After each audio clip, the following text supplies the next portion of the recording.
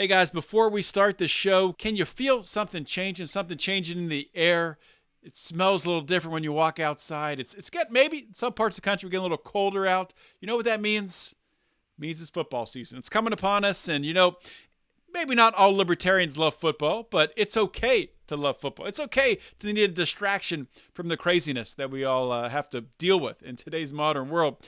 And what we do on Lines of Liberty, we have a great bonus show called Degenerate Gamblers.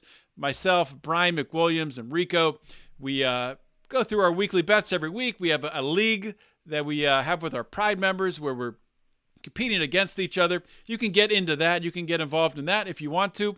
And we have a show every week too, of course, where we're talking about those bets and games and telling old college stories. It's a really, really freaking awesome show.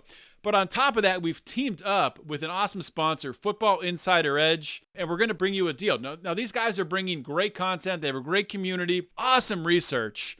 And what we're offering with them is, as supporters of this show, they are currently offering you a 20% discount on any of their monthly or full season plans on their website. Just go to footballinsideredge.com and use code LION in checkout to take advantage of this discount today. Doesn't matter if you're just a fantasy football player, if you're a DraftKings or FanDuel, or if you're a degenerate gambler, if you like to bet on every single game.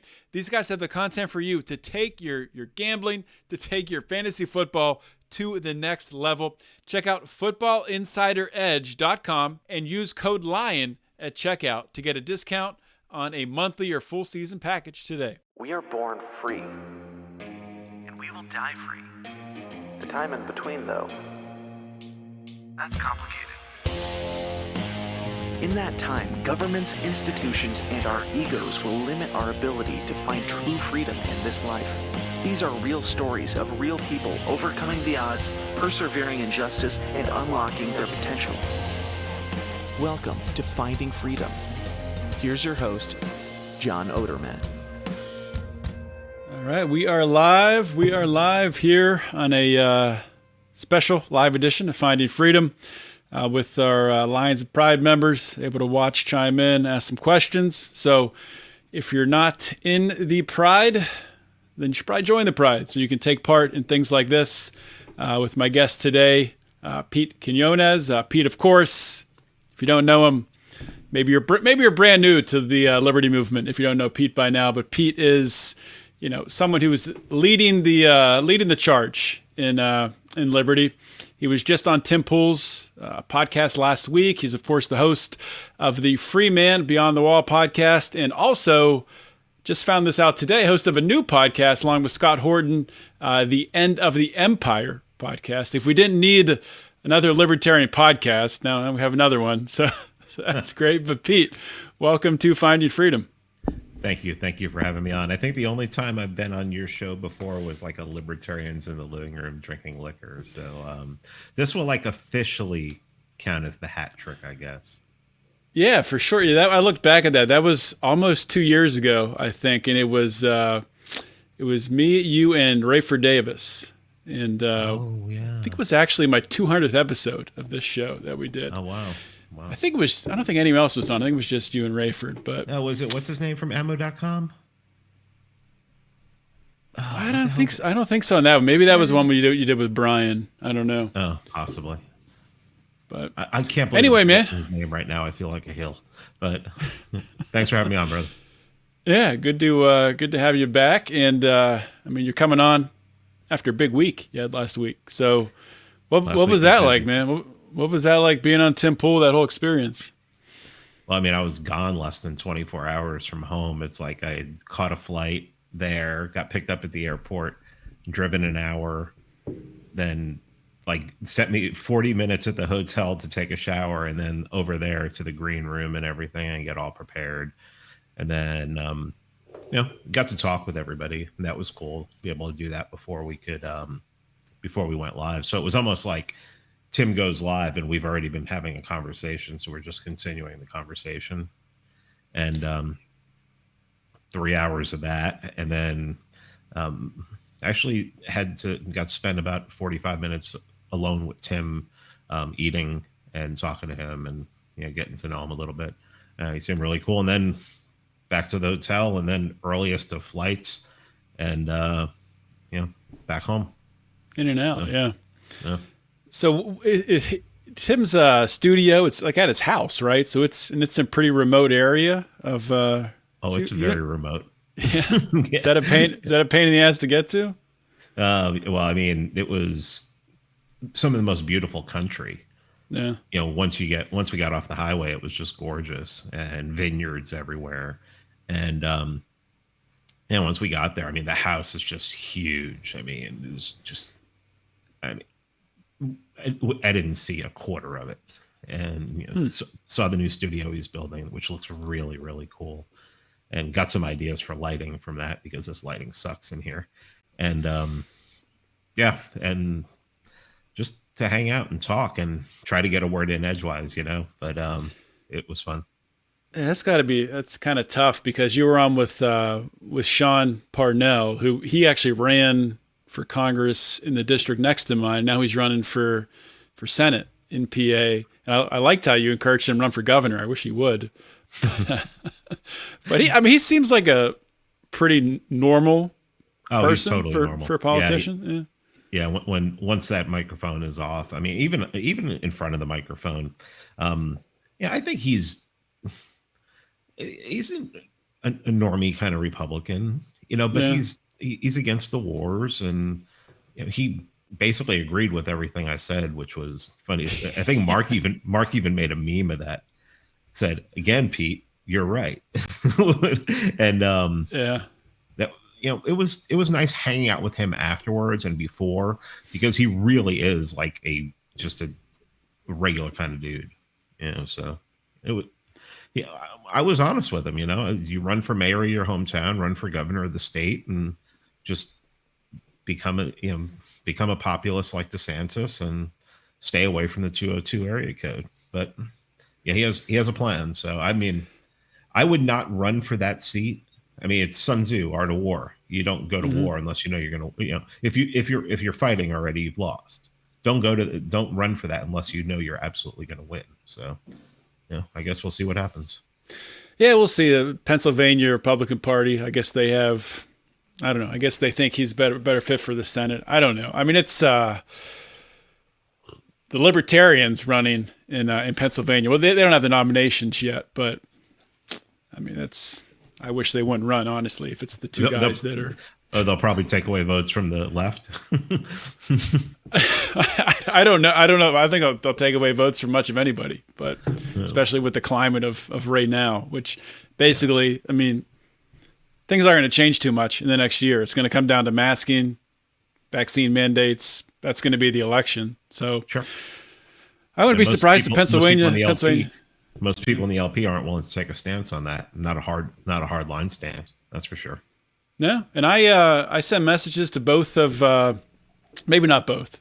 After the Afghanistan pullout, I sent a message to the guy running for, or planning to run for the Senate seat in PA, saying, "Where's your statement, man?" Because Parnell had already put a statement out that was very libertarian. I mean, it was pretty good, and he gave some written statement that was long and nobody read. And then the guy running for governor, soon as the current governor of Pennsylvania just reinstated the mask mandate, masking my daughter at school in kindergarten. I sent him an enraged message saying, where's your press release? Where's your video? Anything. And he goes, well, I've always been against mask mandates. I'm like, well, are you going to say it? Like, I mean, you're going to tell anybody?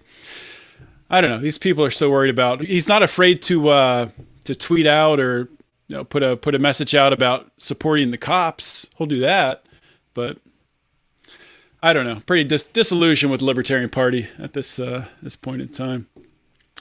But dude, something that I want to talk about this now because I don't want to forget it, because not that it caught me by surprise, but some of the facts and figures you brought up around China I had not heard before. And you rehashed it again in the episode with Scott. I listened to like the first half hour, 40 minutes of that, of your new podcast there, the End of the Empire. But like, I wouldn't say that I've been afraid, the people on the right, after Trump lost, they were saying that there's reports that the Chinese are on the Mexican border, right? We're waiting to come in. Biden's going to let them in. But really, I mean, based on, I mean, the stats that you were citing off, the most shocking one to me was that agriculture in China, 30%, a third of the agriculture is still done manually or with animal power, which is just freaking insane. Yeah. So if you just talk about that a little bit. Well, as soon as I knew I was going on Tim Pool, I listened to enough of the show to know that they hate China. I mean, and they could also be considered China hawks.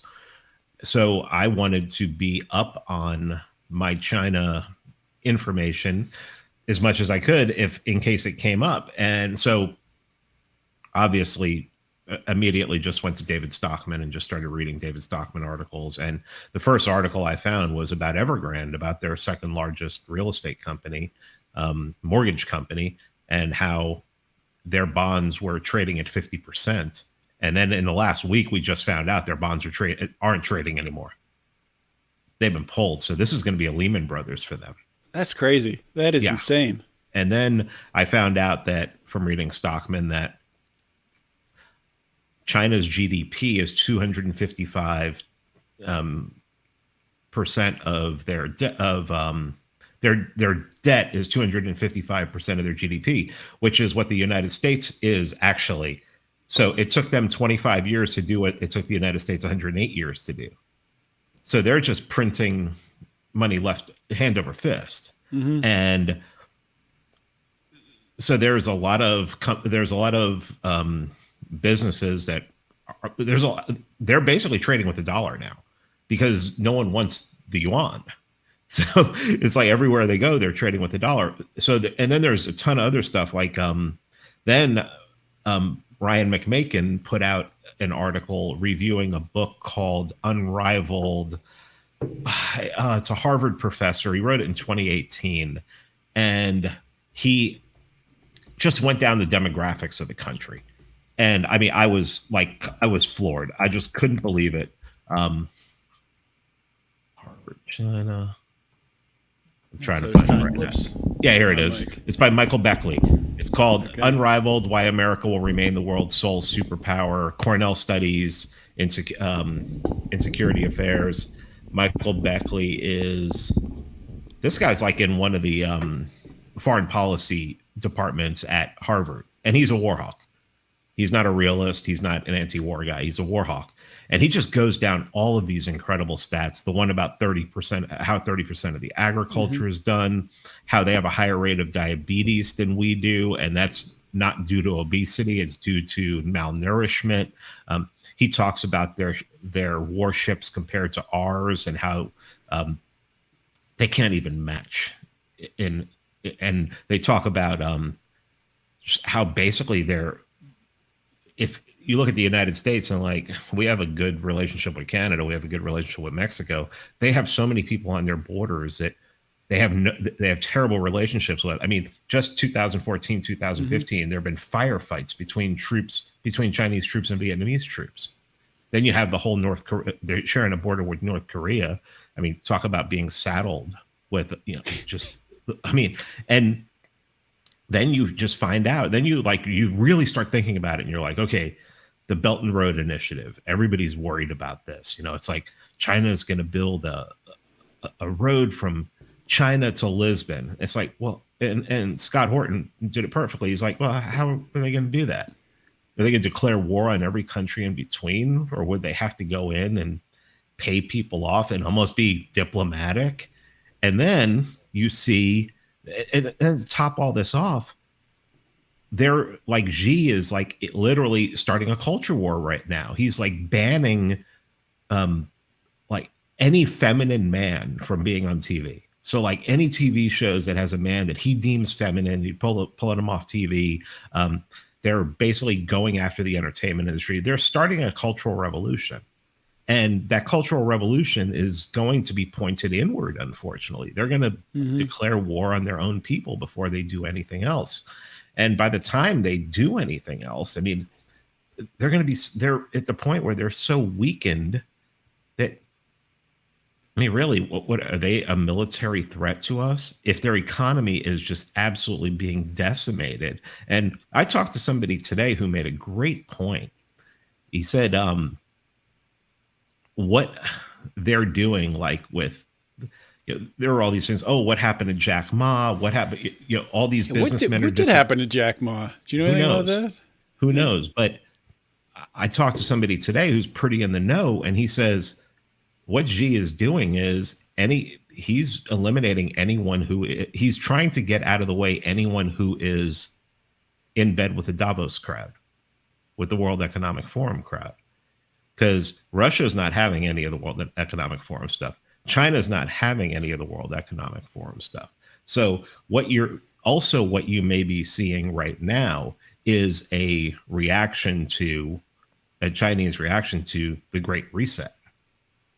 And it looks like so many politicians in this country, including governors and state legislatures, are bought and paid for by the World Economic Forum. It looks like Xi is actually going to war against them, and he may be getting maybe moving some people out of the way who have been doing business with them. It's interesting, and I mean, even more so after hearing this stuff. I'm not afraid of the Chinese invading the United States. What I'm more not afraid of, but it's just kind of the reality of what's happening is, with China pushing fentanyl into this country through the drug trade up through Mexico. Whatever happened with COVID, I don't know if that was U.S. funded, virus, what's the word? Gain of function research in the Wuhan lab gone wrong. Who knows? Stuff like that is what I'm worried about with China. These things, these sort of like dirty little things that can happen, or even just U.S. companies doing business with China. When I worked in nuclear energy, the company I worked for, whenever we were building 4 nuke plants in China, whenever anybody would go over there, you would just take a dummy computer with nothing on it because you knew they would steal everything on it.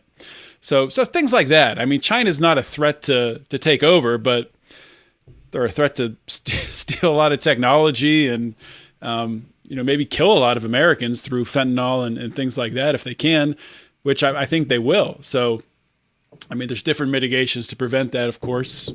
Legalizing drugs. Nobody was declaring war on. Nobody was talking about doing anything to Colombia or Central America when all the cocaine was coming here and killing people in the 80s. So why is this such a big deal? I'll tell you why it's a big deal. Yeah. I'll tell you why China is a big deal right now. Because we've been taught that we have to have an enemy. And especially people on the right, they don't find Russia as an enemy anymore, especially after the whole Russiagate thing and everything. They're sick of the war on terror. And so who's the enemy? Well, America needs an enemy. All right, so it's China. It's the ones who took our gerbs. That's the easiest enemy we can think of. And it's just really low IQ reactionary brainwashing of Americans who are just, if we don't have an enemy, I mean, it's really like almost neocon thinking. Where it's like, well, I mean, we have to, we can't just sit back. It's like when the Cold War ended, when the USSR broke up. Pat Buchanan's like, okay, let's concentrate on home now. Let's make ourselves the most prosperous country in the world. We can't get out of our own way. Everyone's they might be doing better than us over there. They're the enemy. Oh, I mean the fentanyl thing. It's like, how many countries? We've never declared war on South America. When cocaine was coming here. Why? Mm-hmm. Because the CIA was bringing it in. So who do you think's bringing this in? I mean, do you really think anything like that's coming in here without somebody knowing about it, without it making its way? I mean, drugs are in prison. Come on. No, they make it across borders and make it over walls in many ways. And as far as COVID goes, I mean, you know how long people thought they said that the Spanish flu in 1918 came out of China. It was one of the original stories. Then they were like, well, since it's really spreading in Europe, it's probably somewhere in Europe. It came out of Kansas. So how the hell do we know how we think we know where this came from, but we've been fed where are we getting our information from? That's true. The cathedral, everybody, it's funny.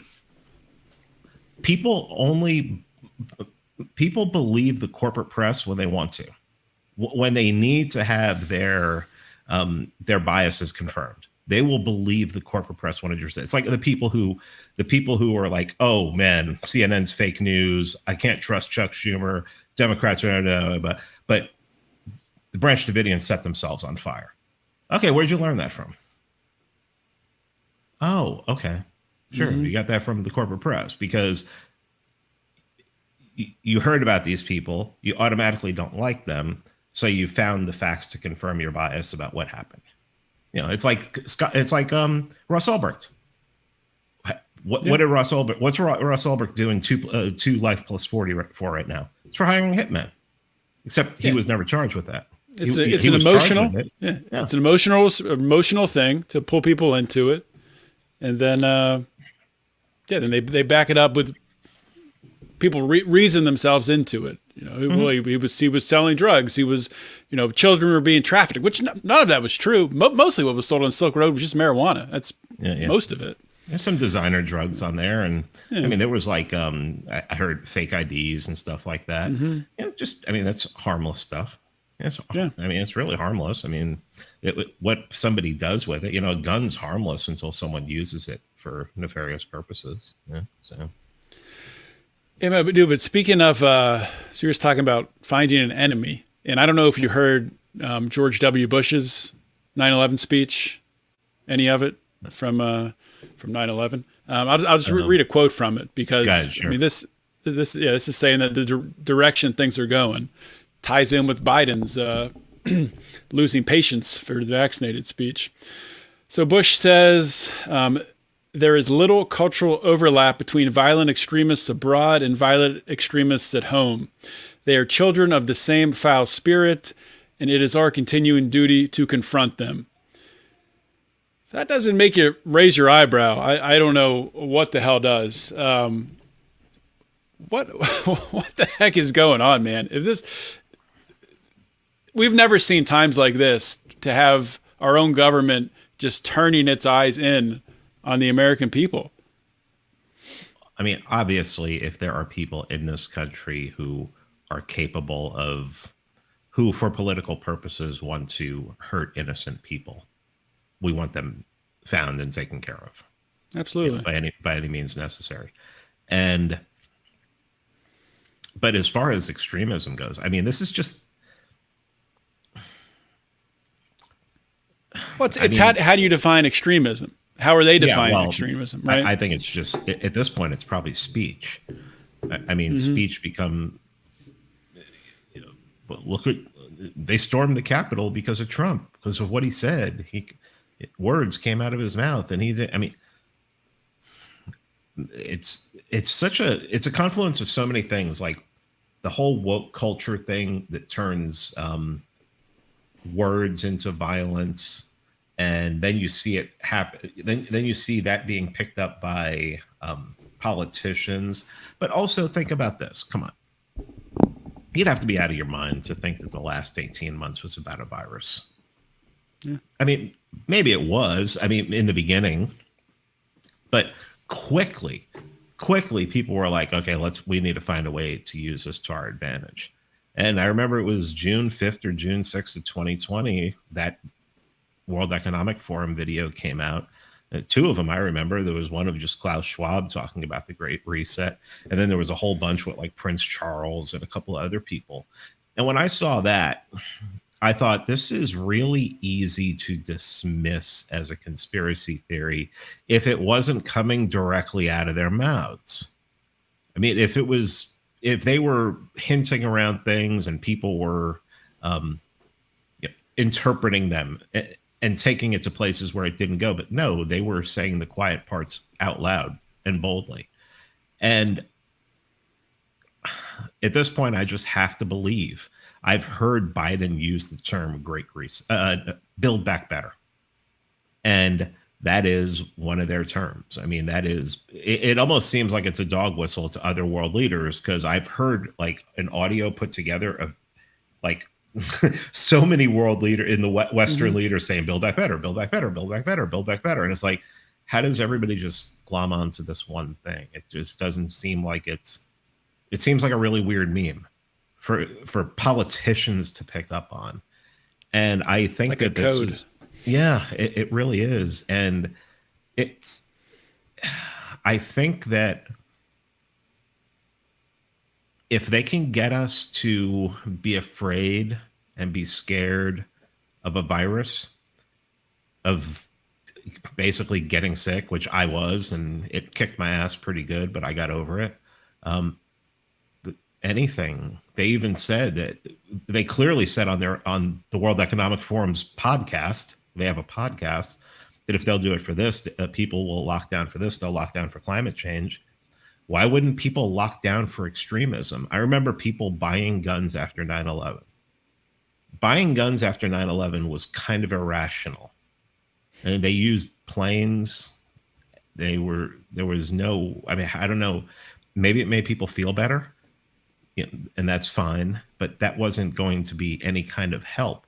But if people think that their next door neighbor could possibly be a terrorist, a homegrown terrorist, a Timothy McVeigh, then maybe that's just, again, part of the plan to get people to give up more of their freedom, more of their liberty. And that's really all I can think. I mean, because when you think about it, I mean, who do you think is like really president right now? Not Joe Biden, not Kamala Harris. I don't know. Who's Barack the Obama and Susan Rice. It's Barack Obama and Susan Rice are president right now. Susan Rice? That's the name I was thinking of. Yeah. Yeah, it's those two. This is just a continuation of the Obama administration, except they got 4 years of scaring the hell out of people that fascism is in the United States. Is in the United States. When people don't understand what fascism is, am I the only one who goes right to economic fascism whenever anybody says anything? But when you say economic fascism, you mean the merger between government and corporations? Of course, yeah. I mean, we've had that. That's what I think of fascism. Yeah, we've had that since the progressive era. But they're talking about some kind of people that want to suppress. I remember a guy on Twitter like late November of 2016 saying that Trump was gonna round up Jews and put them in camps. I remember people saying that. Yeah. Like what? His family, like his daughter and his whole family, who like I think they all married Jewish spouses. He's going to throw one of his most trusted advisors, Jared Kushner. Yeah, sure. And it turns out he's the biggest. Has there been a more Zionist president ever in the history of the United States? No, he's up there. Yeah. I mean, he got to make Jerusalem the capital of Israel. Holy crap! Basically the Zionist capital. And so you have all this. Russia's running our government. Ukraine is somehow influencing the president of the United. I mean, I have all of this stuff built up, and then you have Trump's going to steal the election. Trump wants you to use HCQ, instead of waiting for the vaccine. Because I remember he started talking about HCQ in, what was it, April? It was when he was doing almost daily press conferences. Yeah. I think at one of the press conferences, he was like, "Yeah, we got something promising. There's some research coming out about hydroxychloroquine and zinc." And then from there, it was just like, bam. Yeah. Trump's trying to get people to take the stuff that you use to clean your fish tank. Oh yeah. And that's right from there. Everyone should have known what was going on. And then it's just become, I read an article today about vaccine mandates from like April of last year. I found an article from like April of last year from factcheck.org, I think it was from. And it was basically the same article that this witch had written this week. She had another, article about vaccine mandates and people should be forced into it. And this is from factcheck.org. Okay. So you have all of this and everything's piling on. And then it's like, how hard is it to get the friggin' president, the president who's probably responsible for more deaths around the world than any president in the history of the United States to come on and basically say, hey, we need to worry about this threat at home. And basically what it is in my opinion, it's anybody who believes that Trump was a good president, Trump would make a better president, Trump won the election was stolen from him.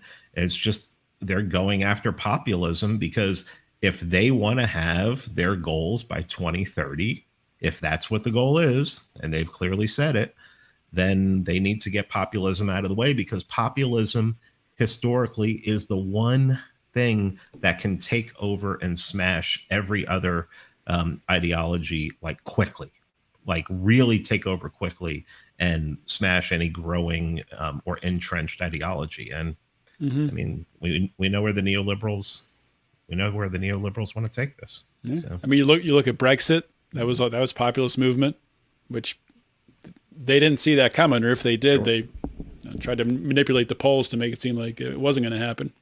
And everybody who voted for Brexit was a xenophobic white supremacist. Yeah, exactly. Just like everyone who voted for Trump was a xenophobic white supremacist.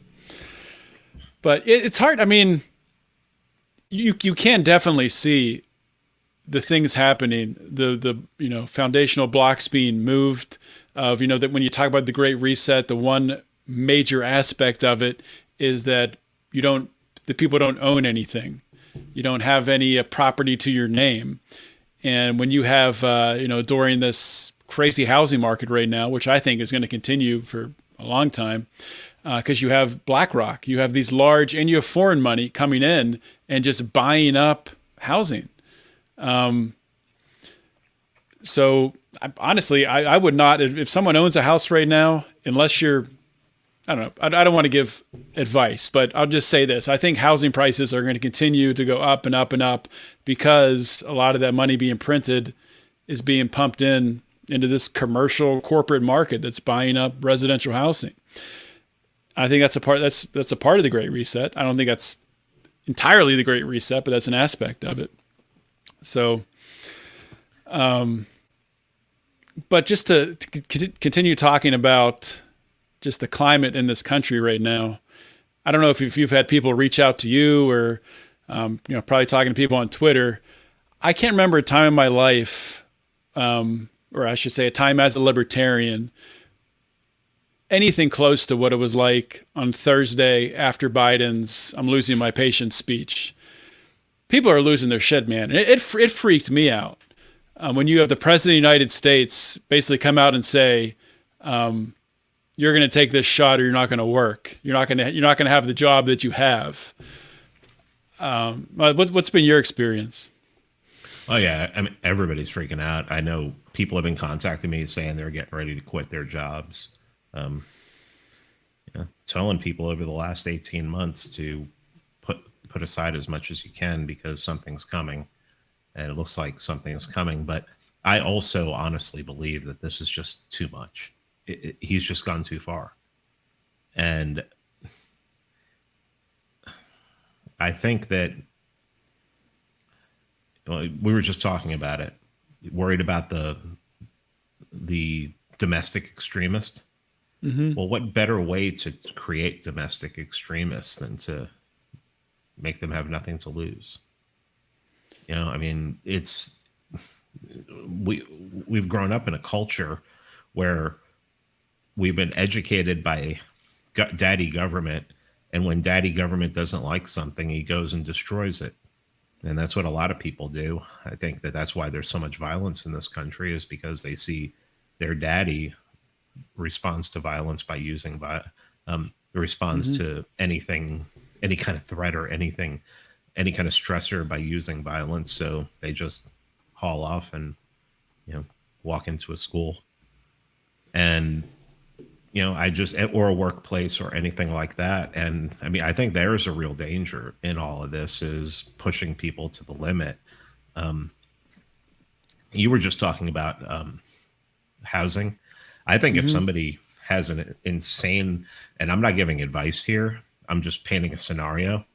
If you think that there's someplace better, someplace else you can go that you could escape this, where at least it'll be kick the can down the road a little bit, and you think it's going to get bad, and you have some equity in the house, probably wouldn't be a bad thing to maybe sell that house and use that money to go elsewhere, maybe someplace cheaper with a lower standard of living, convert a lot of that into cryptocurrency, because I don't know how much longer the dollar is going to be able. I mean, already prices are going insane. Those are things that people might do. Not giving financial advice here. But, yeah, it's hard. It's hard to say what's going to happen with the dollar. I mean, it's as long as I've been a libertarian, it's been, the Peter Schiffs of the world. I've been saying the dollar is going to crash. The dollar is going to crash, and it will eventually. But I mean, you were talking about at the beginning of the show how in China they've devalued their currency so much that they're trading more in dollars. Of course, they're also using cryptocurrency in China, but it's basically what's going to happen. I mean, is if the global economies start to crash and they dump into the dollar, that maybe saves the dollar for a little bit longer. Depending on how it plays out, maybe things jump quickly to crypto. So I don't know. Things. Yeah, I mean, the only thing I can think is that back after 2008, 2009, when they were printing money like crazy, you never saw like the prices of the way a lot of people predicted prices were going to go up. We're going to have insane price inflation, just didn't happen. But you're actually having it now. You are seeing price inflation, and you've seen price inflation for 18 months.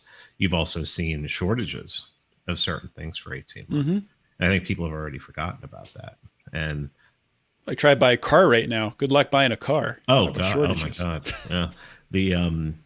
And then like housing. Say you want to build a house right now. I mean, how much does lumber cost? It's come down a little bit, but yeah, it's still absurd. Yeah.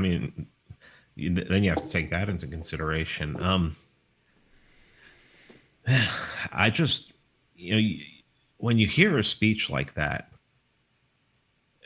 immediately I just think it's not about the vaccine. It's not about the virus. It's not about COVID. It's about something else. It's about altering people's behavior,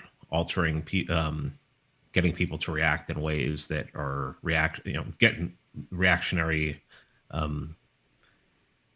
to do things in a reactionary way, to get them to sell something, to get them to sell their house, to get them to, I just don't know. There's so many different things that they could be planning at this point. And everything, when you do try to come up with something, everything sounds really conspiratorial. But I mean, if the last 18 months has taught me anything, it's just a conspiracy theory is really just spoiler alert, because every time, it's like before anyone talked about vaccine passports, I was talking about vaccine passports, and and everybody's like, yeah, that's good. That's good. Put the tinfoil hat on and everything. And then I'm like, well, I was saying in April last year, this is all going to be about a vaccine. It's all going to be about oh, sure. Yeah. It's going to be about a vaccine for just basically like a really bad flu. They're going to want a vaccine. I'm like, well, they have flu shots, right? And you're probably going to have to get it every year, right? I mean, I hated being right. I wanted to be wrong. And I underestimated some things. I thought masks would be gone by July of last year. Boy, did I mess that one up. Because I thought the mask thing was just I didn't think people were going to put up with it. I thought people were just going to be like, no, there's no way. Especially when you get to summer and it's like people are outside and everything. It's like, oh, this is just, I'm not going to be able to deal with this. And people embraced it. Not only did they not say, no, I'm not doing this anymore, people embraced it and started looking upon you like you were naked if you weren't wearing one. Yeah. What's an easy virtue signal? I mean, it's easy. It's easy for people to put on is, look, I care about you. I want you to be healthy. And on the other side of it, the people who are anti-mask and you still got to go in a grocery store, it's easy to just say, all right, I'll put the mask on, go in, do my shopping.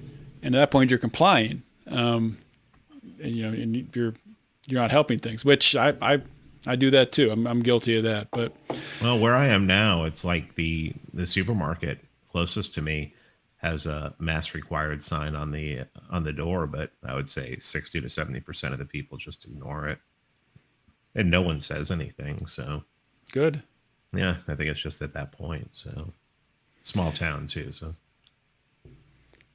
Hey, we're going to take a real quick break here, guys. I want to tell you guys about an awesome new community, a new app, a new way to build your network, to meet new people, new like-minded people, and grow your business. If you heard Monday's episode, you heard Jason Stapleton and Dave Smith, and you heard Jason talking about his new Nomad network, and it's really cool. Two ways to join. You can join for free, or there is a paid account. And I mean, I'll tell you what, I mean, you guys know that I'm someone who is very passionate about diversifying your income. If you're locked into a corporate job, you're just waiting to have the door slammed on your toe. So diversifying your income, and as Jason talks about, building some skills, building some unique skills that you can market and you can sell. So what the Nomad Network is, and whether you have an existing business or you're looking to start one, or if you simply want to get around and start talking to some like-minded people, the Nomad Network is definitely the place for you. And it's free to join. You can go to www. Now, I say that because for this link to work, you have to put in the www.nomadnetwork.app/lions. So right now you can do that. You can see what everyone's talking about. Free to get in there. If you want to upgrade to a paid membership and get other perks, get into the inner circle, you can do that as well if you'd like to. You don't have to. And just to tell you a little bit more about this network, it's really cool. There's actually a job posting board where you can go in and see different things that other entrepreneurs, other like-minded people are looking for. Maybe someone to build a website, looking for someone to do some Facebook ads. I'm actually linking up with someone that I might be doing that for them. I used to do Facebook ads. I'm looking to get back into it just to make some more income in that area. Maybe doing graphics, maybe programming, all kinds of different things. This is a growing community. And guys, this is going to be huge. I'm telling you right now, it's going to be big. So go to www.nomadnetwork.app/lions and get your free account today. So to talk a little bit about politics, the Mises Caucus versus the Jason Stapleton method, I'm not looking to get in a big discussion here, but Monday's show. So we're recording this on Monday. So today's show that came out on Mark's show was Dave and Jason, not a debate, but really just hashing out, each stating their arguments. And you probably haven't had time to listen to it yet. I have. I listened to a lot of it. Oh, you have? Okay. I'll give you my takeaway on it. And basically, at the end of the day, and I mean, I think everyone agreed that, Dave, and I agree that Dave is the best messenger, the best front man for liberty, to introduce people to liberty and to break it down. And Jason really wants the libertarians who are maybe a little more mature, have thought about these ideas and come to understand that, ready to take matters into their own hands. So the way I kind of look at it is Dave, I mean, Jason's big into funnels, sales funnels, marketing funnels. Funnels work. Dave is really Jason's funnel into getting people into a nomadic lifestyle. What do you think about that? It's an interesting thought. I agree 100% with Jason. I believe that, Jason doesn't define wealth as having millions in the bank. Jason defines wealth as being able to move around. So to have mobile, to be mobile, to have all your income be mobile. So if things get bad in one place, you can pick up and go to another place, and I've gotten to that point. And he was one who straightened me out on that. He's like, no, you're wealthy, dude. You have wealth right now because you can go and work anywhere you want. You can go halfway around the world and work. And I think that's really important. And it does make me feel a lot more free. I don't feel like if things got bad here, then I can go somewhere else, go to South Dakota, or if I wanted to leave the country, go somewhere else. But so I think that is very important. That I think Jason makes a great point. My ideas about the Mises Caucus is I like the idea of focusing on local politics. I think local politics is where it's at. I think that, the whomever agents show up to be like, hey, is this town vaccinated? That, the police force can meet them at the town line and say, you're not coming in here. And I think statewide too, you can have the National Guard meet anyone at anywhere and be like, no, you're not coming in here. This isn't happening here. So I think local politics is actually, I think it works if you're in a red area. In a blue area, good luck. But it's like most small towns where you can have success at local politics really aren't blue. I mean, what are the biggest blue counties in the country? Are Los Angeles, Chicago, New York? I mean, there's like 4 or 5 counties in the United States that like can swing the election, like the Electoral College. Yeah, Biden won with the lowest amount of counties won, I think, ever, which is pretty remarkable. Should tell you something about that election. And the most votes. Yeah, that should tell you all you need to know about that election. Yeah, 10 million more votes than Barack Obama? Yeah, that makes sense. Yeah. So I like the Mises Caucus concentrating on local politics. The whole thing about running, I mean, and this is where I probably diverge from Dave and Scott, is I don't really see the benefit anymore of running a national candidate just to spread the message. It just doesn't, unless the message is join the Libertarian Party Mises Caucus and we're going to take this over locally. But running a national campaign to spread that message is kind of odd. Where you're like, hey, I'm out here in national politics, but all politics is local, and we don't want to have really anything to do with the 202 area code, but we're all about local It just seems kind of odd to me. So I think better local strategies are more important right now than a rebooting of the Ron Paul revolution, which didn't do anything to stop people from getting locked in their homes for 18 months. So you would rather see Dave Smith run for mayor of the town he lives in or governor of New Jersey than president of the United States? Yeah, I think all politics is local. I mean, and also I'd love to just see it, and if he were to run for governor of New Jersey, he could still get on Rogan, he could still get on Tim Pool, and he could still do all of those things that are a net benefit to a presidential run, except it'll be all politics. Like I said, all politics is local. That's all I don't care about national politics anymore. State politics interests me only in that, like, you have like 3 or 4 outliers in Abbott, DeSantis, and Kristi Noem that are willing to, buck the trends, go against the controlled opposition, which is the federal GOP, and sort of do their own thing. But yeah, I mean, I just don't see. I mean, in the last 18 months, if the last 18 months tells me anything, I don't know that there's going to be a rekindling of a Ron Paul revolution. But I think that good, targeted, well thought out, well planned local politics can kick in something like Hans Hermann Hoppe's "What Must Be Done" strategy. I mean, to be honest, I think the Mises Caucus can. I'm kind of torn. I mean, I'm a contributor, I guess, member of the Mises Caucus. I still am. Yeah, I support what they do, and I see them. I see the guys in Pennsylvania and other parts of the country getting involved in local politics, getting out, knocking on doors, doing that type of stuff. But yeah, it's. I don't know. Like when I had Dave on 2 weeks ago, I brought up the hypothetical.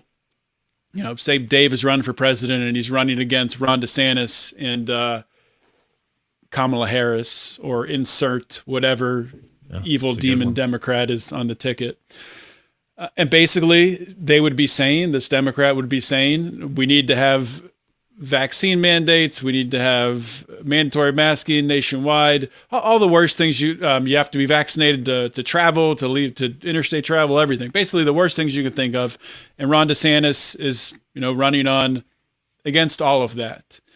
And I asked Dave if that were the case, and say, they're doing their polling, and this is all hypothetical. So imagine the polling's actually accurate, and it's looking like Florida. And Dave is getting enough of the vote in Florida that he would lose it for Ron DeSantis. Would you drop out? Would you say, maybe the people in Florida should vote for Ron DeSantis, not for me? I think Dave's response was basically, I don't want to put words in his mouth. You guys can go back and listen to it if you haven't heard it. But that at the end of the day, Ron DeSantis isn't a libertarian. You're still talking about two people who are, statists. My view on it, though, if that were to happen, that hypothetical, yes, they're both statists. Yes, Ron DeSantis is, he's the next biggest supporter of Israel behind Donald Trump. But we've reached a point in this country. We're talking about local politics, but just talking about the national picture. The biggest thing is COVID, or not really even COVID, but the draconian measures that are coming from this COVID regime.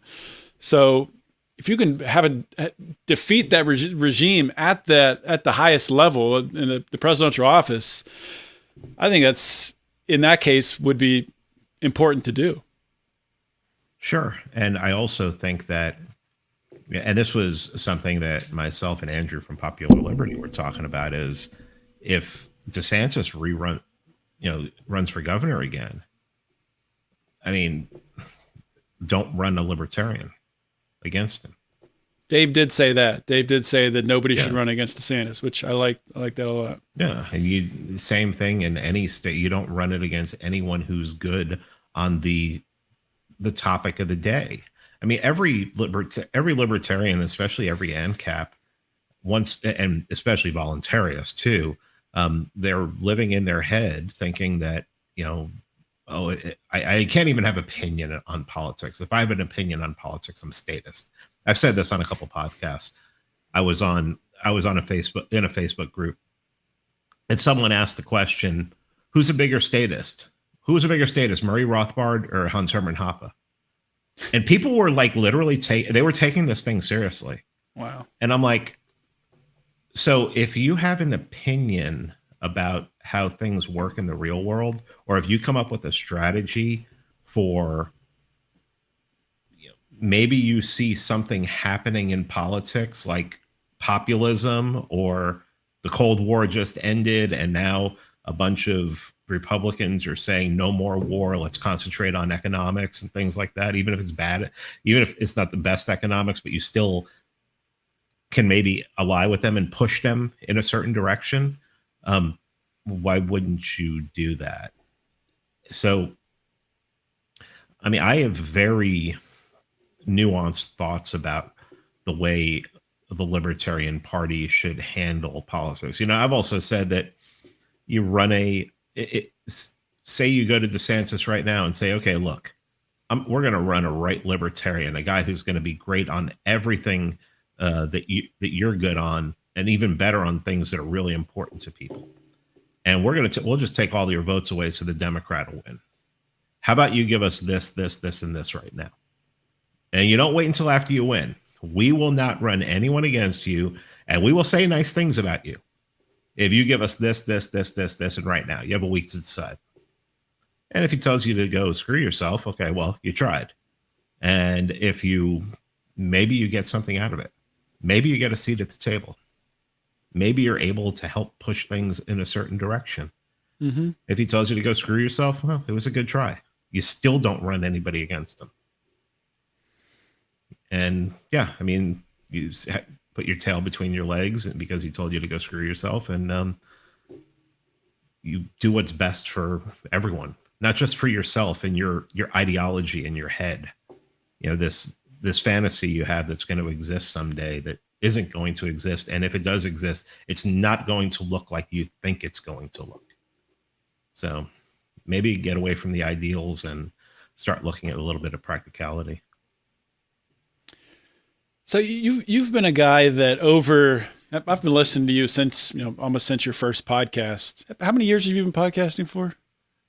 In July, it was 4. So 4 years. And you've really evolved a lot over that time. There's been times that you were, more politically involved. There were times that you've been maybe more of an agorist and more aligned with Libertarian Party, not aligned with the Libertarian Party. What are your thoughts on consistency versus being open to evolving with what changes in the world, with what changes in your community? I don't think there's a disconnect at all. I think I still believe all the same things I believed in that first episode. I just opened my eyes to the real world. And it didn't start with COVID. It started way before. It started before that. It started probably a year before that. I started wanting to talk to different voices and hear different opinions. But when COVID, and so, I played on the edges a little bit. But when COVID started, I just realized that I live in the real world. Everything seemed pretty comfortable up until that point. But there are real world consequences. Politics exists. And I wanted to abandon politics there for a while, mostly because I had decided that the only way I would ever do politics is through the Libertarian Party. And then the Libertarian Party was such a complete and utter failure. What was your reason? What was your reason for that? Oh, I'm a libertarian. Why would I call myself anything else? And and God, who reads 90s Rothbard and thinks that that's any good? That was pretty much then COVID comes around and I see the Libertarian Party just still talking about civil asset forfeiture while people are like locked in their homes and stuff like that. And it's just like, these guys suck. So I just dropped out of that, adopted agorism for a while, and then just came back through reading other things, picking up, really understanding Hoppe's Democracy, the God That Failed, and then reading, getting into older Moldbug, Unqualified Reservations, Moldbug, and reading Burnham through things that Moldbug was talking about, and reading some other unnamed authors because I don't want to get anybody upset and get anybody reeing. I also read a lot of Lenin and Stalin and Marx and Engels over the last 18 months. No one complained about that. It wasn't until I started reading Moldbug and Hoppe that people started losing their crap. But so then I just was like, okay, well, agorism is great. And as one of my friends says, agorism is basically can be summed up in one sentence: I know a guy. And so I decided after reading Hoppe, I was like, well, maybe I think that going through doing local politics would probably be the way to go if you're going to do politics at all. And if you are going to do politics at all, you'd definitely be doing it from the right, and you'd be doing it from what Hoppe has to say and following what must be done, what he talks about in that essay, that great speech. And then meeting people like Andrew from Popular Liberty, who has some other ideas that can be added into the whole Hoppe framework and even build upon it and expand upon it. I decided that one of the things I think I decided was that people really shouldn't become politicians. Like if you're going to become a politician, maybe have your life together, especially be financially sound. But to me, when it comes to politics, I don't want to be a politician. I don't want to become a mayor of my local town. I don't want to be on the school board. I want to be the one that controls the school board. I want to be the one funneling funds into it and ideas into it, and I want to control it. I want it to be molded in the way that I want it to be. And in order to do that, I'm going to have to get some people on those committees and whatever, maybe get a mayor elected and, control an executive. And I think that's really the best way to do it, is get some people in there who are like-minded, but really have the vision of where you want it to go and have that planned out ahead of time, because you're going into war. And if you go into war and you don't know exactly how you're going to win right from the start, then don't even do it. I mean, that just highlights really the downfall of running libertarians at the state or federal level, because they're going in knowing they're not going to win. And a lot of the people running for state office or running for most offices as libertarians, this is nothing against these people doing it. I'm sure people will take it this way, but you just mentioned if you're going to run for office, have your life together, be successful. I think there's a lot of people who are maybe a little too young to be doing that. They don't have the career backing up. They don't have the experience. They might be well read and they might be able to talk about the ideas and communicate and all that stuff. But if you're not to that point in your life where you can be looked at credibly as a leader, and if by running for office, if you're acting detrimental to your own well-being, to your family's wealth, to your own potential, sucking resources away from your own potential gaining of wealth, I think you shouldn't do it. And I think in the Libertarian Party, probably 90% of the people who are running for office are doing exactly that. Yeah, it's sad. One thing that I think one of the reasons I think people have a lot of reasons. People who hate Hoppe have many reasons. Usually it's the most just racist, because it's the easiest thing to throw out there. And it's like, I don't know what you're talking about. But because he talks about in What Must Be Done, he talks about how every locale has elites, has people who are naturally elites, or people who everyone looks to. And if something happens, they may go to for counsel. And Hoppe has an article on Mises.org. It's called Natural Elites, Intellectuals, and the State. And I think it's one of those articles that it's really like a short book that once you get through it and you understand, and he even talks about this in Democracy too, you start to understand that elites are always in charge. It's just a matter of which elites do you want to be in charge.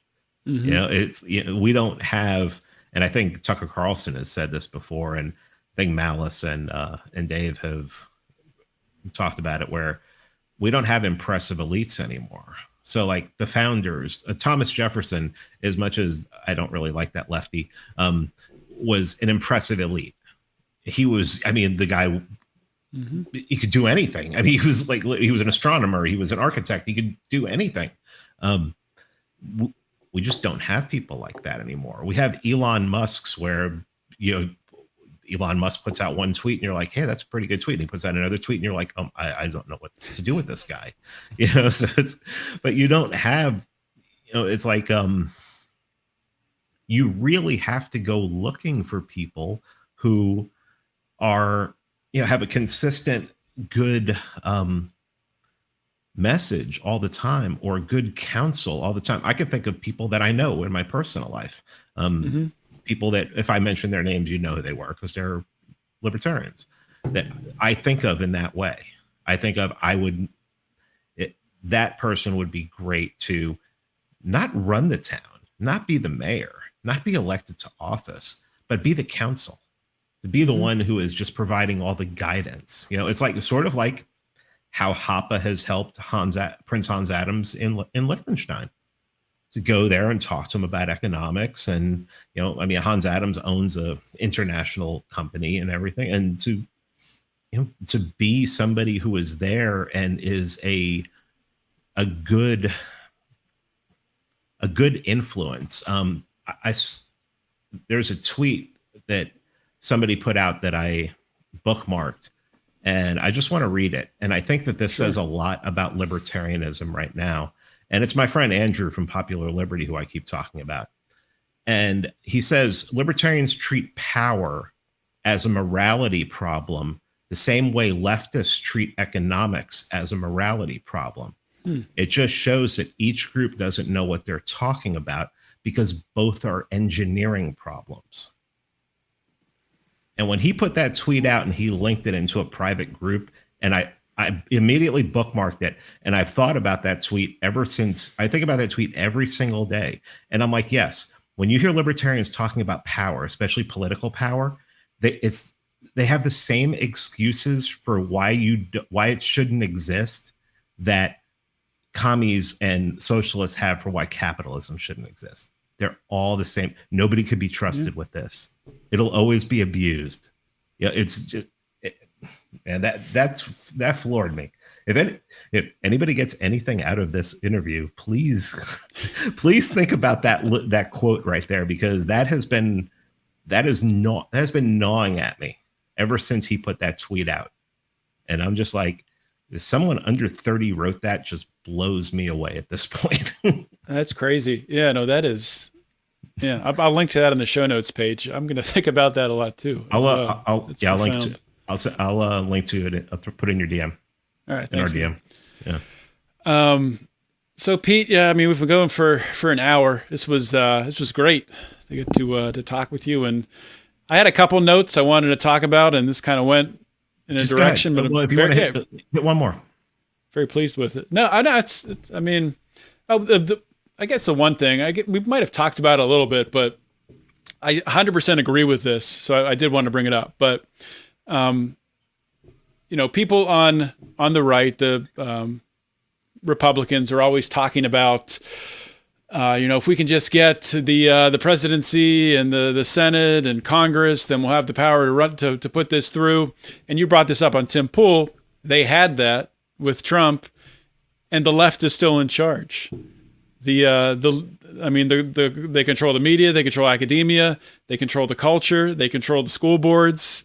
And my question on that is, the answer to that, from my perspective, it's local. It's taking your school board back as the first step.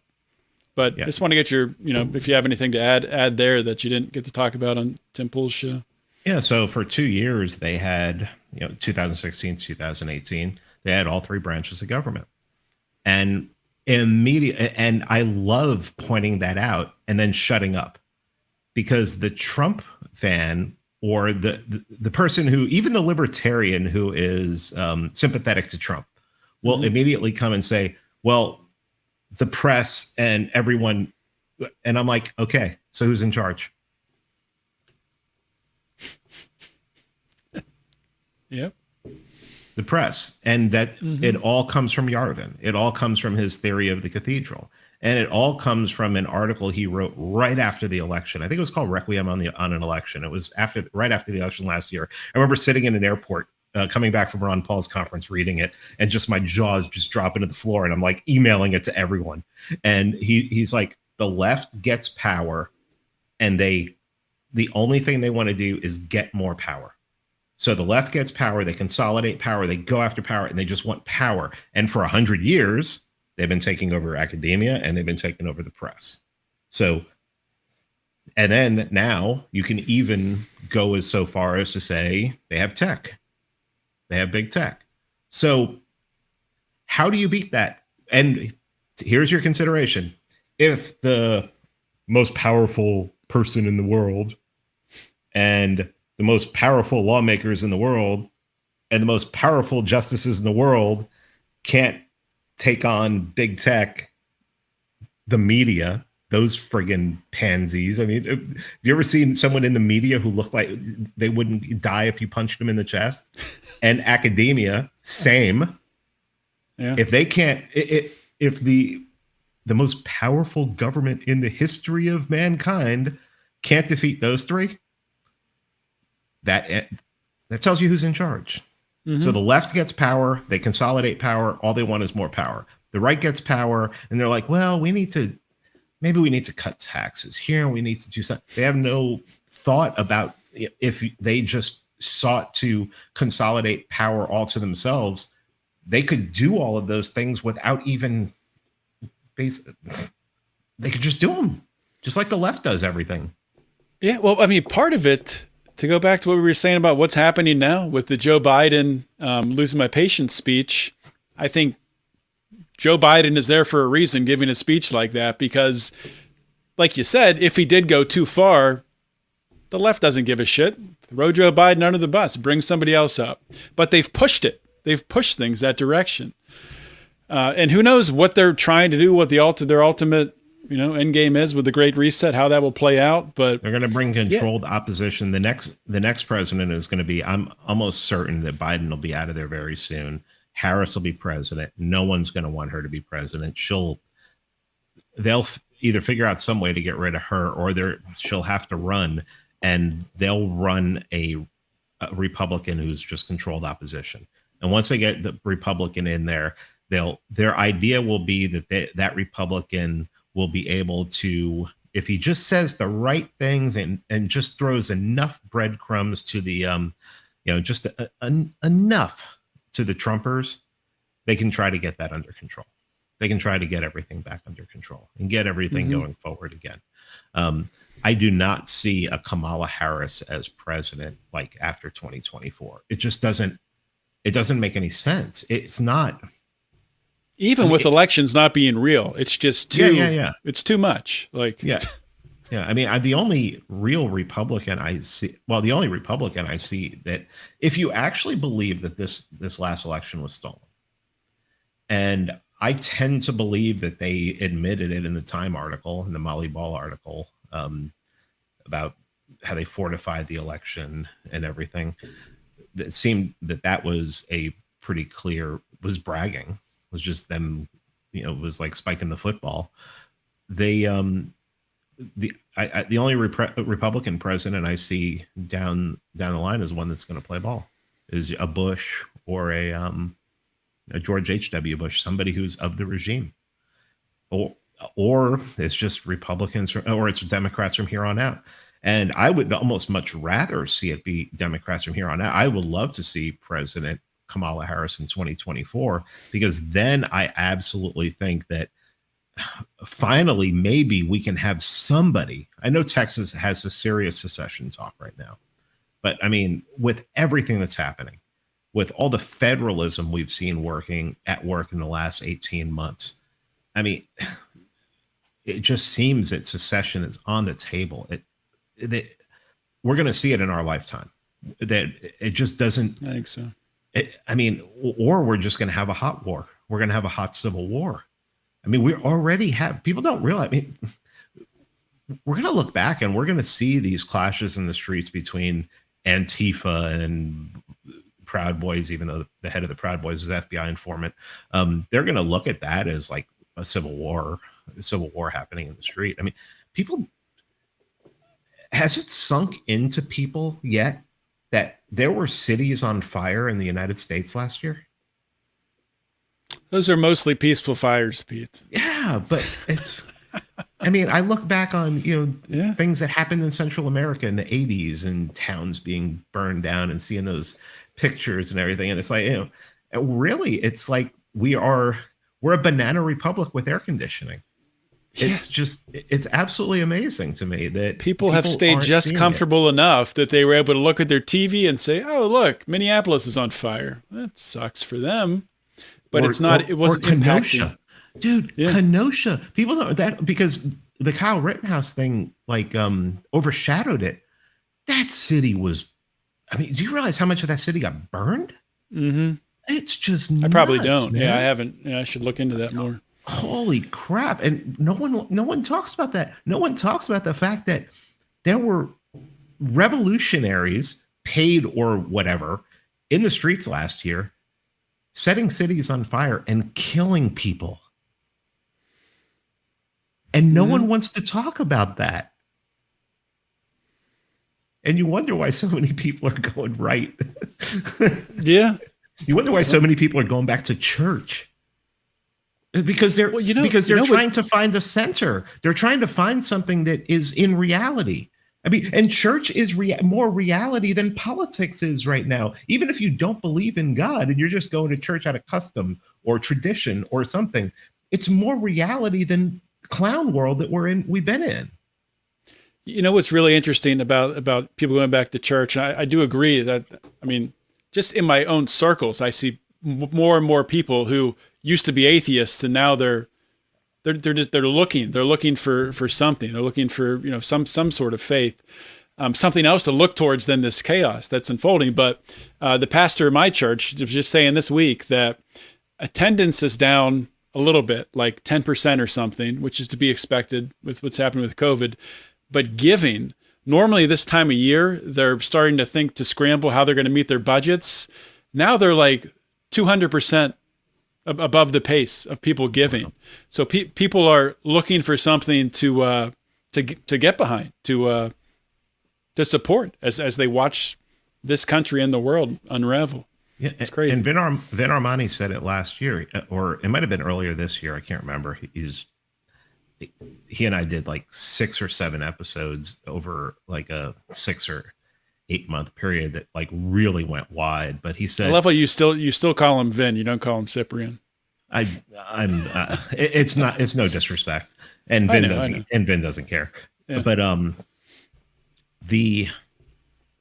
when you see language being changed, when you see like herd immunity being basically deleted from history, when you see that men can become pregnant, when you see this, just everything becoming insane, and you don't know what to believe anymore, and you're just confused about it all, you return to something that has 2,000 years worth of tradition and 2,000 years worth of footing, and you wrap it around yourself so you don't go insane. And it's really the last 18 months, especially. I mean, I can't believe that, you know, how many people have been alive in the history of mankind. Could it be, 100 billion, 200 billion? And I'm alive at this time when this crap is happening. I mean, really, think, this is like witch trials, man. Mm-hmm. This is as bizarre as like witch trials. It's like the pandemic of the unvaccinated. Can you believe that is a meme? I mean, with 75% of the population having one shot, it's a pandemic of the unvaccinated. I mean, come on. And then there's those of us who like got our asses kicked by it. I mean, I know people who got it and they were over it in 2 or 3 days. I mean, I got my ass kicked by it for like two and a half weeks. Did you get yours after it was like the Pork Fest time frame? Of course. I got mine at Pork Fest. I got home. You probably run down as shit coming back. That's probably why it hit you hard. I wasn't taking my vitamins when I was there. Yeah. I wasn't taking my vitamin D. I had forgotten my vitamins, and I didn't stop to get any. And I honestly believe if I'd had my vitamins, I probably wouldn't have got it. But yeah, I mean, it kicked my ass. But I feel with what I know and everything I've read, I feel comfortable now. Maybe if I'm going to an event that is large and has a large amount of people, maybe I'll take some of that thing that starts with an IV prophylactically, like the like Brett Weinstein has been talking about. But as far as I'm concerned, if I get it again, it'll probably be nothing. It'll probably be a couple days, and I have some supplies that I'm not supposed to have, just in case that happens. We're reading comments here. Yeah, and I was just trying to figure out. Yeah, looking at this one. I was wondering if I posted this. It's got to be the different Blake Wilson. One of my best friends' name is Blake Wilson. He's not in the Pride, so I was wondering, did I post this to the main page? Maybe I did. But Blake says, everyone wants to find some peace right now with how messed up the world is. I'm starting to see a slightly better connection with neighbors than the last couple of years, even though we are polar opposites. I have faith that we, the people, will come together and the pendulum should start to swing back. It is Blake. Yeah. Interesting. Did you put this in the Pride, or is this? You might. This might be out live on Facebook. I don't know. Oh well. But maybe I made a mistake. He said he's watching live, but Yeah. um, yeah, and we're going to have to come together, and we're going to have to come together locally. I mean, I really honestly think that's the only way. What I've seen stories out of one specific story out of right outside of Boise, where the school district wanted to pass mask mandates, and so many parents showed up that they couldn't fit them all in the room, so they just made them come next day and sign this piece of paper, and you will be exempt. Your child will be exempt from this. And it was like the whole school district showed up to sign it. Yeah, it's going to have to be done locally. And I've been pretty hard on the cops in my career. My first episode ever was about the police and how much I can't stand them. And I'm making a documentary about the police right now. But I will be honest with you, the town I lived in Georgia, I haven't done it here yet. I knew all the cops there. I mean, I lived in Atlanta, but it was like this was like a satellite of Atlanta, and I mean, I basically knew there was like 12 cops for the city. I knew them. I knew them all. I wanted to get to know them because I don't want them thinking that I'm a threat and them coming in and freaking killing me in my sleep. Because we live in an insane world, and I believe honestly, and it's going back to like the John Birch Society. Their whole thing was it support local police because you want local police to be able to fight off the ATF now, or the ATF, DEA, whomever. That's going to happen if you have a good relationship and you get involved locally and you start to sprinkle libertarian ideas all over the place, or you take it over. I mean, I think that's where we're at right now with all this, until all this stuff is over, until all this, mandate, until the word mandate disappears from friggin' culture, from the cathedral, spitting it out every day. I think everything's going to have to be local. Yeah, I couldn't agree with you more, and I appreciate you, Pete, for coming on for an hour and 20 minutes, a little longer than we agreed on. This was awesome cool conversation, though, man. Really appreciate it. And go ahead and plug everything that you got going on. Free Man Beyond the Wall podcast. Check it out. And I think tomorrow, who's it? I just released an episode with Scott Horton and I just started a new podcast under the Libertarian Institute banner called The End of the Empire. I released the first episode on my podcast feed today to try and get some more people, drive some more people to it. And then I have a interview coming out tomorrow with the classic Tom Luongo, who has been around and written for LouRockwell.com for a lot. I mean, he wrote the first article ever about Bitcoin for LouRockwell.com. Wow. And I love the guy. He's my age. We have a lot in common. Both grew up in New York and everything. And we both pretty much see the world the same way. My Substack, By Any Means Necessary, it's just basically where I rant. Libertarian Institute, obviously. Go see The Monopoly on Violence. It's on Amazon Prime, if you still have Amazon Prime. And yeah, it's our documentary about anarcho-capitalism. And there's one more thing. Go read Unqualified Reservations by Mencius Moldbug.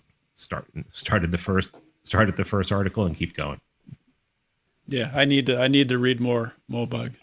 It's it takes work to read Moldbug. It's not easy. You got to get used to it. Well, I mean, I read theology. I read classic theology for so many years. It's kind of I can pick up stuff like that pretty easily. Yeah. I know how to filter. All right, Pete. Well, thanks again for coming on the show. I appreciate it. Thanks, John. Hey, everybody. Thank you for listening to today's episode of Finding Freedom. And what a week. What a week on Lions of Liberty. We started off at the beginning of the week. If you remember way back on Monday, we had an incredible episode that Mark hosted on the flagship program with Jason Stapleton and Dave Smith. It wasn't a debate. It was a nice discussion talking about where they explained their messaging and the reasons for why they are so passionate about taking the divergent paths that they're taking. Well, they both believe the same things. They both believe in the ideas and the principles of liberty, but are going about it in different ways. And I think there's room for both. Just to get my opinion on it, maybe I'll talk about it more later, but I think absolutely there is room for both. And then on Wednesday, Brian comes out of nowhere. He has an interview with Dave Rubin, talking about the California recall election. Unfortunately, did not go the way we all wanted it to. Big shocker, California is a lost cause. But anyway, great interview with Dave Rubin. If you missed that, you might have, because Brian did 2 episodes, one on Tuesday night and then one on Wednesday. So check out both of those. Brian, as usual, great stuff. And then, of course, today's episode, Pete Quinones. I mean, come on. I mean, if you didn't like this discussion, then I don't know if you're alive. It was this was. I mean, like I said on the show, I've been listening to Pete since he came on the scene, and he gets better and better every interview I hear with him. And he was just on Tim Pool. He's absolutely crushing it. You got to check out everything he's doing at the Libertarian Institute, Free Man Beyond the Wall, all that stuff. Go download and listen to all of Pete's stuff. And when you're doing that, if you haven't already, and I don't know why you wouldn't, please go to Lions of Liberty, wherever you're listening to this podcast, and give us a follow, a like, whatever you do on your podcasting app, and give us 5 stars if it has that option. Leave a nice little comment, and we appreciate it, because those things help us out with the algorithms, of course. As you know, that's how the podcasting works. And, if you didn't know, we do have some other shows that we do. I talked about in the ad at the top of the show about a show that we have, a bonus show called Degenerate Gamblers. We're way in the swings of that now in the football season. It's going to be a fun time. So you can hear that every single Thursday, Degenerate Gamblers, either on Patreon, patreon.com/Lions of Liberty, or on Locals. And that is at lionsofliberty.locals.com. We're going to keep both these open, the Patreon and the Locals. I will say I am really digging the Locals. So if you do want to switch over from Patreon, you can do that. You don't have to. We're keeping both open. But you can join both if you want to. But we appreciate all your support, seriously. I mean, the only way we're able to do what we do and continue to bring this content every week is because of our supporters and also our advertisers. So if you're listening to the show, you're also indirectly helping by helping our numbers, so we're able to advertise. And then, so if you're listening and you're donating, you're basically the best person ever. So we thank you so much for doing any of that. And that's it, guys. Hope you all have a great weekend. Relax. Watch some football. I'm heading to a wedding out of state with my wife. And then on Saturday, we're coming back down through Happy Valley, Penn State, and we're going to the Whiteout. Penn State's playing Auburn. It's going to be a fun time, I think. We'll see. But looking forward to it. I'll talk to you all next week. Always remember to keep your head up and the fire is liberty burning.